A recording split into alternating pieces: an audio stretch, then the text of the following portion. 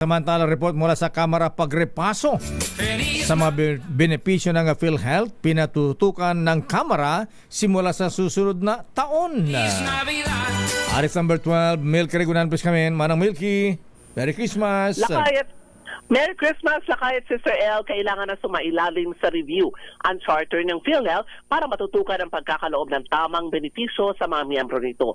Ayon kay House Assistant Majority Leader Jude Asidre, ito ang isa sa mga tututukan ng Kamara sa muling pagbabalik ng sesyon sa Enero. Sabi ni Asidre, ang problema ng PhilHealth ay hindi lamang noong nakaraang taon kundi napabayaan ng PhilHealth sa mga nagdaang administrasyon. Gate ni Asidre, sa loob ng 12 taon, hindi na repaso ang case rates ng PhilHealth.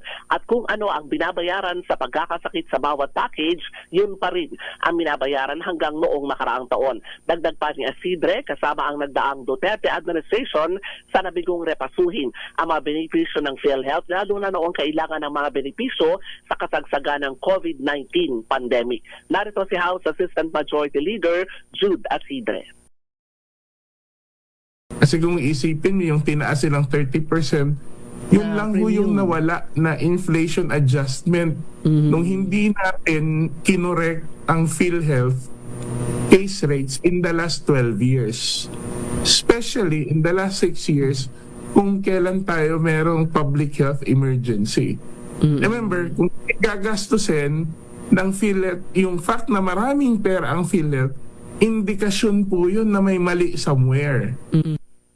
Dagdag pa ni Asidre, nakita ang tumaas na sweldo ng mga executive officers ng PhilHealth noong panahon ng pandemic, pero benefits natin hindi man lumaki. Pero ang sweldo ng mga opisyal nito, nag-triple pa. Ako si Milky Regunan nagulat para sa DCRH, una sa Pilipinas, una sa Pilipino.